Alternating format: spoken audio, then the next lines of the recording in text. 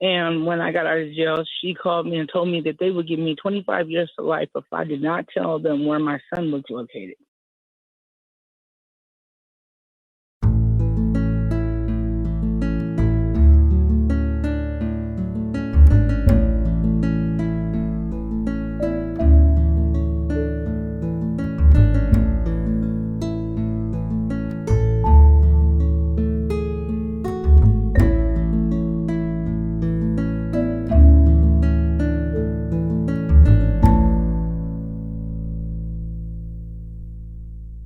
Miss G, and this is The Secret, How to Fight CPS and Win.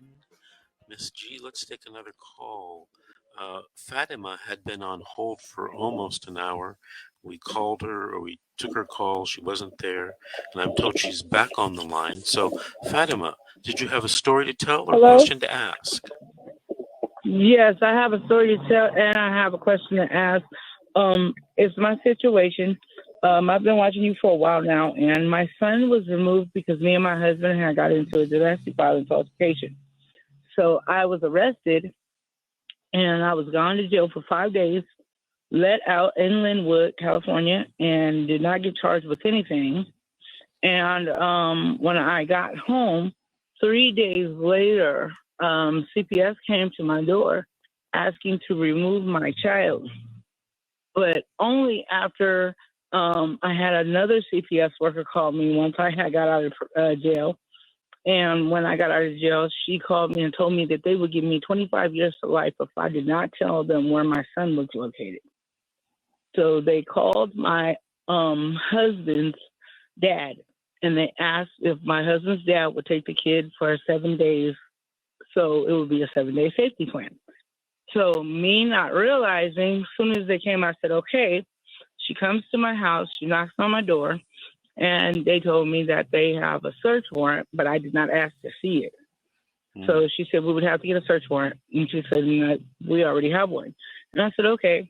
Well, come to find out, when I had said that, I was just like, oh, okay. I said, well, where's the search warrant at?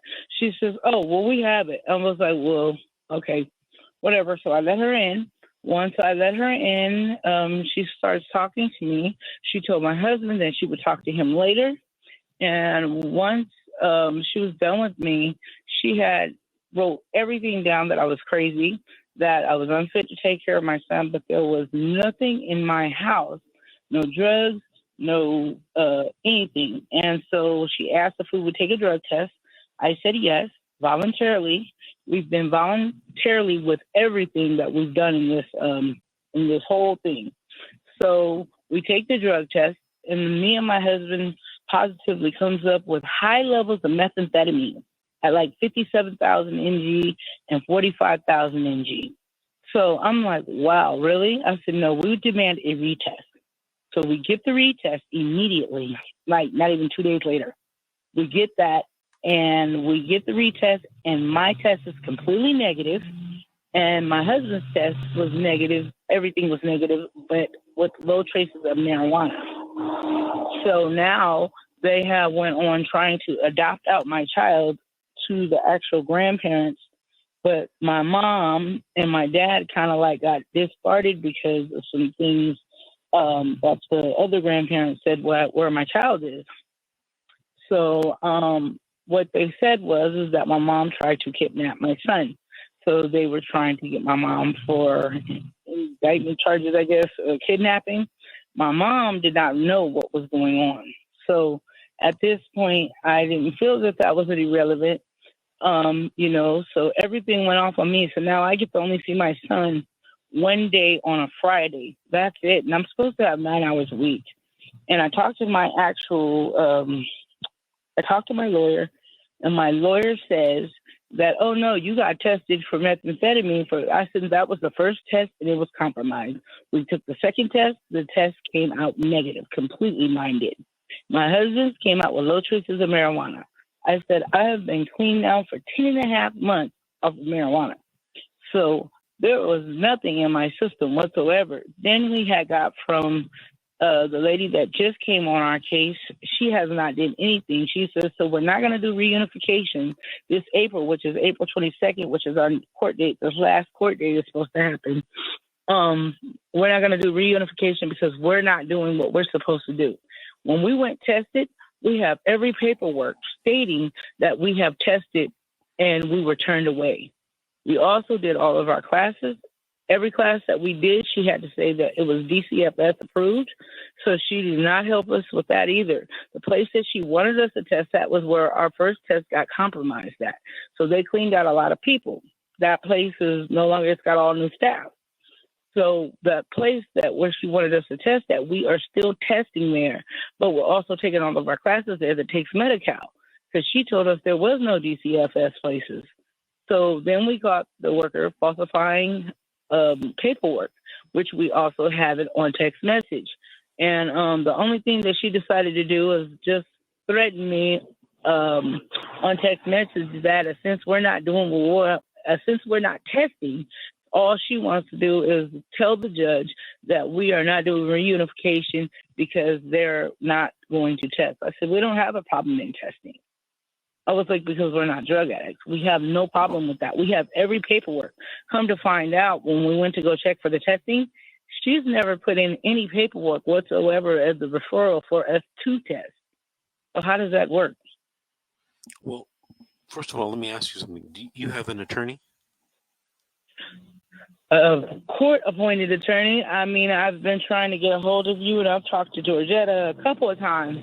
And, it was really hard for me trying to get a hold, and I was so happy that I actually caught your show. But we have a court-appointed attorney, and they just changed my son's attorney, and they just changed my attorney. My husband's attorney is the one that he still has his attorney, but a lot of attorneys walked out, apparently. So we have no attorney pretty much, and we were trying to hire pretty much you. But, okay, well, Fatima, let me ask you something. Yes. Are you available Monday or Tuesday in late afternoon? Yes. Are you located in Los Angeles? I'm in Lancaster, California. Okay, so this is what I want you to do. After today's show, I want you to contact Georgette, and I want you to make an appointment to either come see me at the office or Zoom or telephone call. But before you do that, I want you to email me all of your court minute orders so that I can review them. Okay. So one more thing I have to ask you. Mm-hmm. Is it okay for court documents to be scratched out once they're amended? It depends. Give me a more specific situation. Meaning, okay, so say minute orders. 1 minute order says one thing, and the other minute order says another thing, but it's scratched out completely, like it's just marked in. Yeah, I doubt that. That's why you want to get the copies of the minute orders from the court clerk. They'll have the original final copies that we will go off of and work off of. Okay, I thought so. So get those, and then email them to me and Georgette, and then make the appointment to talk to me, and I'm going to give you a consultation on what should happen, okay? Okay, thank you so much. Hey, Fatima, thank you for calling, and thank you for listening. Call us back in 3 or 4 weeks and update us, the audience, on what's going on in your case, okay?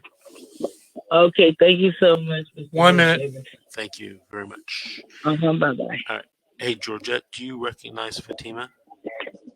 Yes, I do. Okay, so you heard what I said about her getting in contact with me, sending me the minute orders and letting me review everything so that I can have some type of consult with her. Okay, very good. Okay. Make sure that happens. Okay, the engineer says we have to take another break. So this is The Secret, How to Fight CPS and Win. We'll be right back after these messages.